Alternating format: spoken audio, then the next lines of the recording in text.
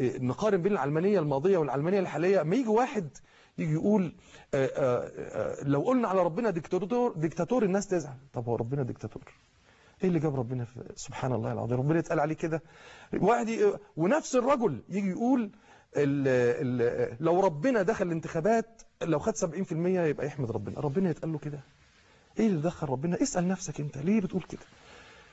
الغريب انه الآن وفي مثل هذه الأوقات الحرجة وفي مثل هذه الأوقات التي يجب أن نجمع فيها نفسنا ونوحد فيها صفنا ونقف يعني لأمتنا، والقادة يكونوا على حكمة في التعامل والتصرفات. هل يصح أو يعقل أن واحد وهذا زي ما اتكلم عن ربنا أنا أيضا أتكلم عنه علنا. يعني رئيس الوزارة يحيى الجمل لما يقول أن ربنا لو عرض نفسه على الناس ما ياخدش 70%، أن النبي أن ربنا سبحانه وتعالى ديكتاتور.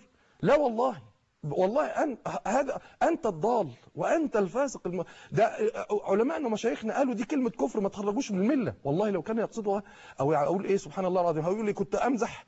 هذا لا يقوله إلا الكفار.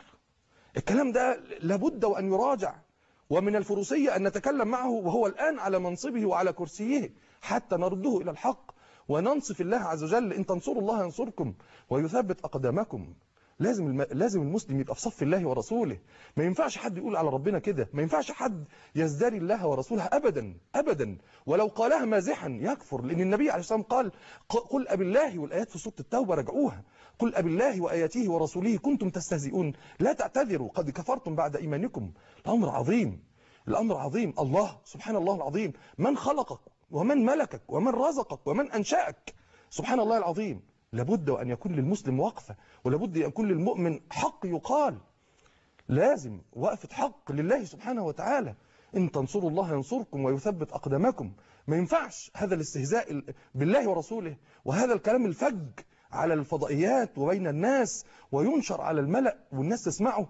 فين الإسلام وفين المسلمين وفين المؤمنين وفين سبحان الله العظيم مشايخنا؟ أسأل الله سبحانه وتعالى أن يسدد قولهم ويصلح عملهم ويخلص له نياتهم سبحانه وتعالى. فضيلة الشيخ محمد وفضيلة الشيخ أبو إسحاق وفضيلة المشايخ اللي ردوا واتكلموا لازم يوصلوا له الكلام ده، ولازم الكلام ده يوصل له. لأن لا يجوز ولا يحل أبدا أن يقال عن الله عز وجل هذا الكلام الهراء الذي إذا قاله عن رئيسه لعزله، لو قاله على رئيسه لعزله. ولكن الكلام عن الله سبحانه وتعالى بما ان بقى الكلام يعني ما فيش حد هيرد وما فيش الا اذا كان يريد بهذا الكلام انه يثير مشاعر المسلمين ويلبسهم في بعض ويخليهم يثوروا. هذا الكلام لا يقوله عاقل ابدا في مثل هذا الوقت. احبتي